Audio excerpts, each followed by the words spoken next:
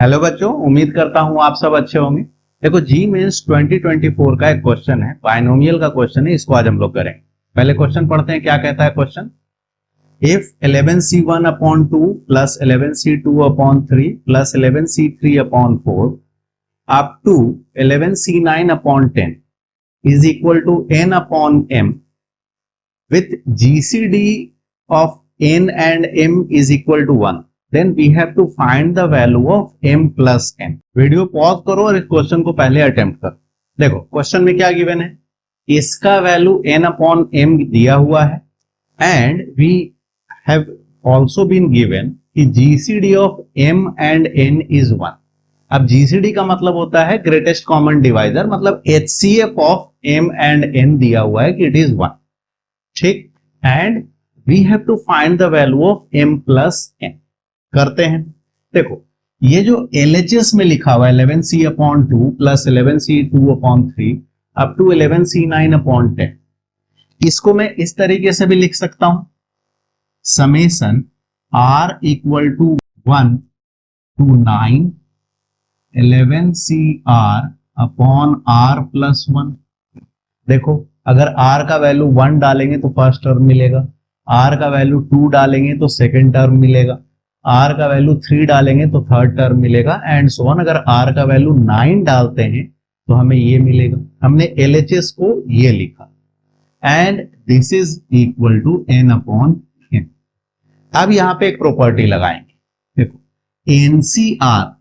NCR is equal to n upon r into n minus 1 CR minus. ठीक, ध्यान से देखो इस प्रॉपर्टी को। मैंने क्या किया है, NCR को लिखा n अपॉन r और इसके लिखने के कारण इसका वैल्यू एक घट गया और इसका भी वैल्यू एक घट गया है। ठीक है, तो ये जो प्रॉपर्टी है इसको हम इस साइड से इसमें अप्लाई करेंगे।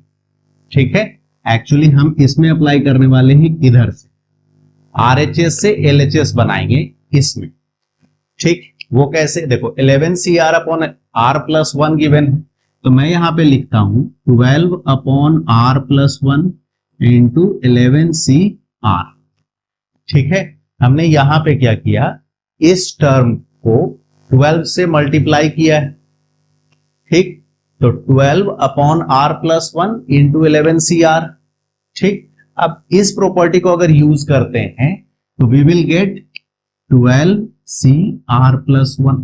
ध्यान से देखो।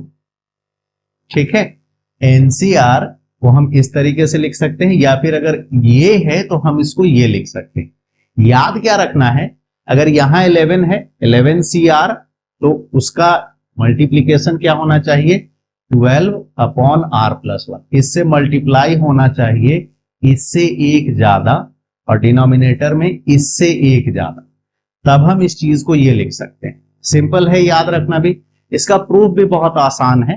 देखो मैं प्रूफ बता देता हूं तुम्हें। NCR को हम क्या लिख सकते हैं, NCR को I can write n factorial upon r factorial into n minus r factorial. NCR को ये लिख सकते हैं। नाउ n फैक्टोरियल को क्या लिखा जा सकता है, n factorial can be written as n into n minus 1 factorial upon ये जो r फैक्टोरियल है इसको हम लिख सकते हैं r into r minus 1 factorial. हमने r फैक्टोरियल को ये लिख दिया और n माइनस r फैक्टोरियल को एज इट इज रहने देते।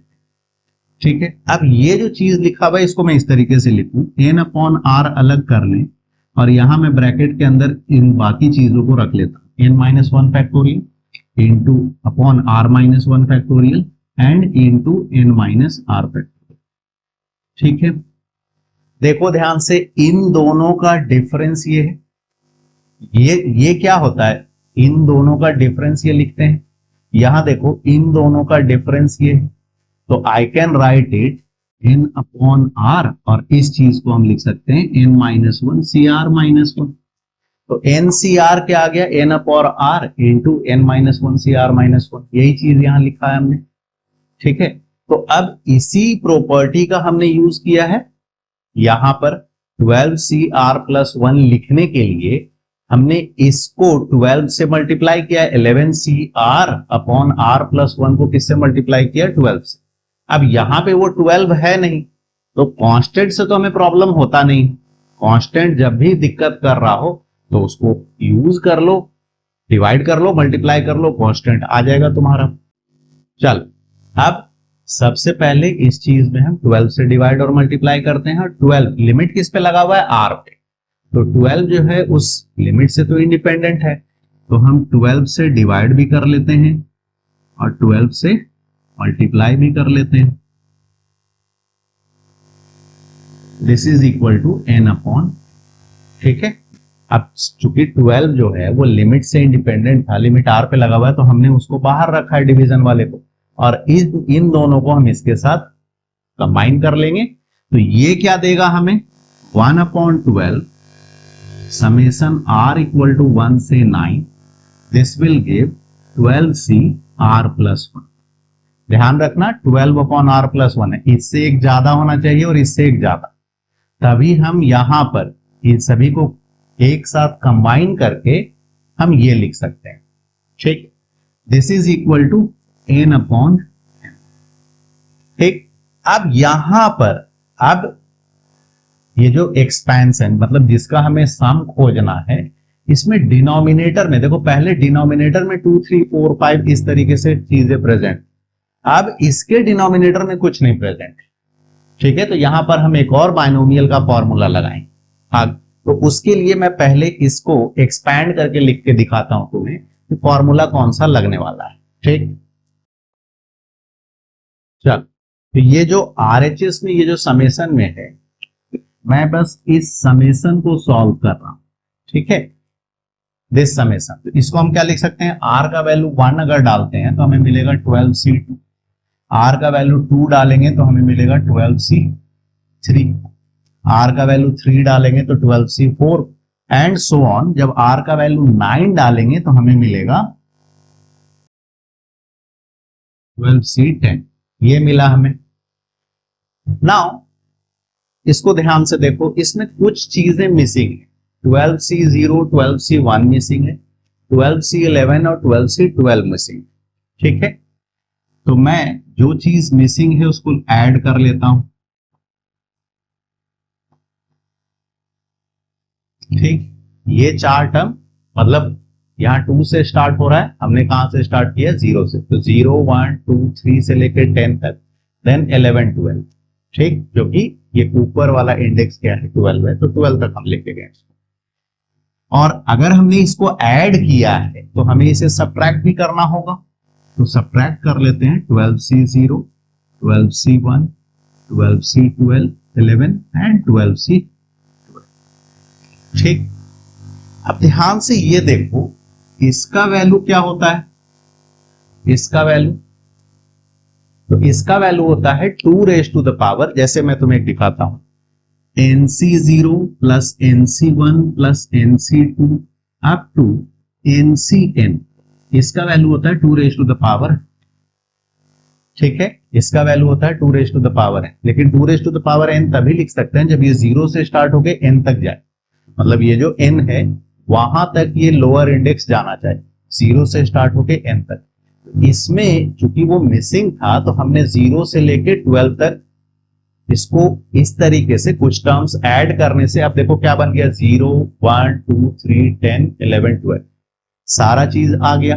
तो अब ये चीज लिखा हुआ है, बस n की जगह पे क्या है? यहाँ पे 12, तो आई कैन राइट इट, ये क्या है? 2 रेज टू द पावर 12, और इसका वैल्यू हम निकाल लेंगे, ठीक है। इसका वैल्यू क्या हो गया? 2 रेज टू द पावर 12, ठीक है। इस फॉर्मूला इसका प्रूफ भी आसान है, देखो 1 प्लस एक्स का पावर n, इसका एक्सपेंशन क्या होता है? इसका एक्सपेंशन होता है nc0 x का पावर 0 प्लस nc1 x का पावर 1 nc2 x का power 2 up to ncn x का पावर n, ठीक है।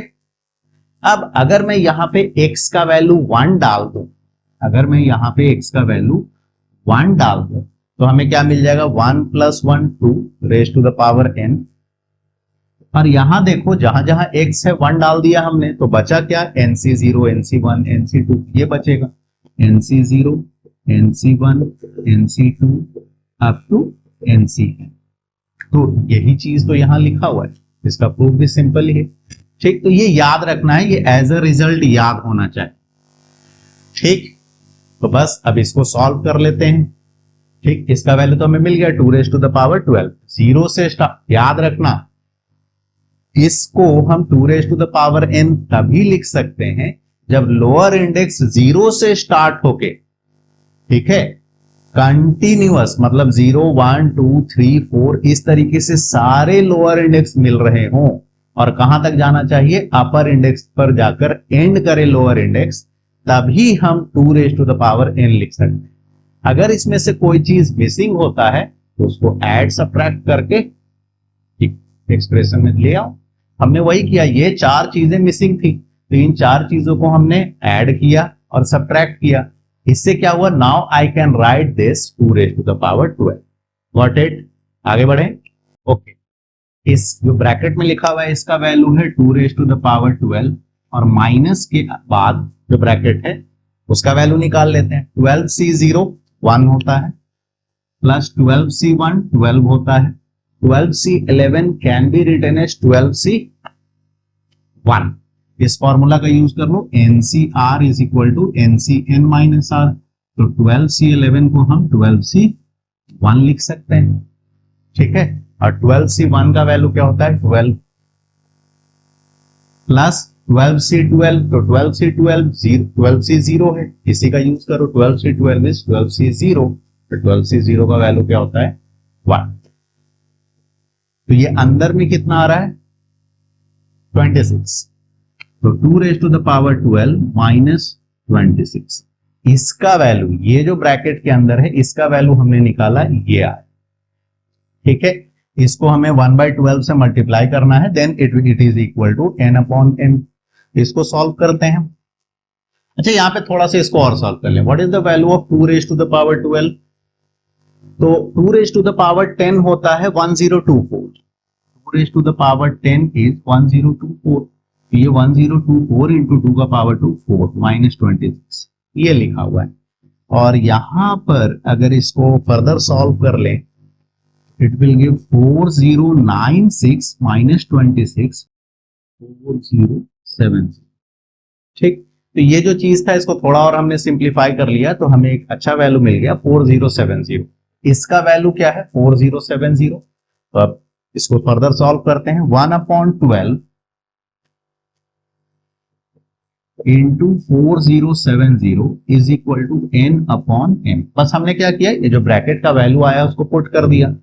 नाउ क्वेश्चन में गिवन है कि HCF ऑफ, क्वेश्चन में GCD बोल रहा है, GCD का मतलब ही HCF होता है। GCD means greatest common divisor, वही चीज है जो HCF है, हाईएस्ट कॉमन फैक्टर।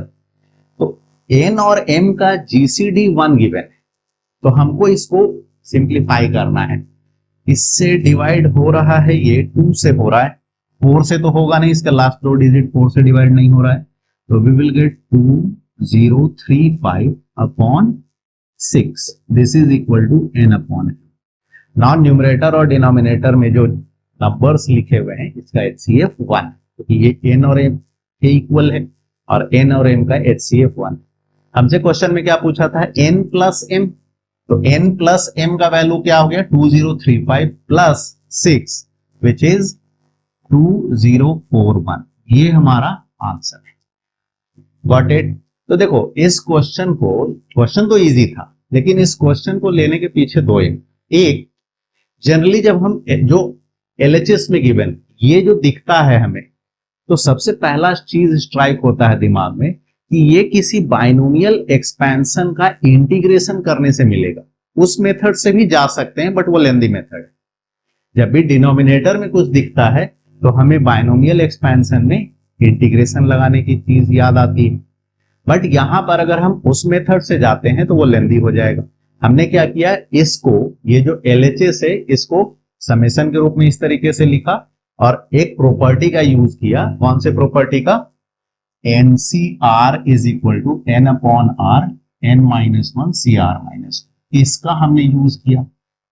ठीक है, तो इसमें दो प्रॉपर्टी यूज हुआ, एक ये वाला यहां पर इसको ये लिखने के लिए, और दूसरा इसका इसका वैल्यू क्या होता है 2 रेज टू द पावर 12।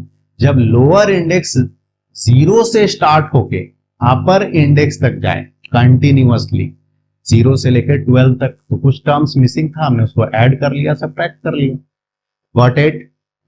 चलिए आज के लिए इतना ही। Thanks, bye, take care.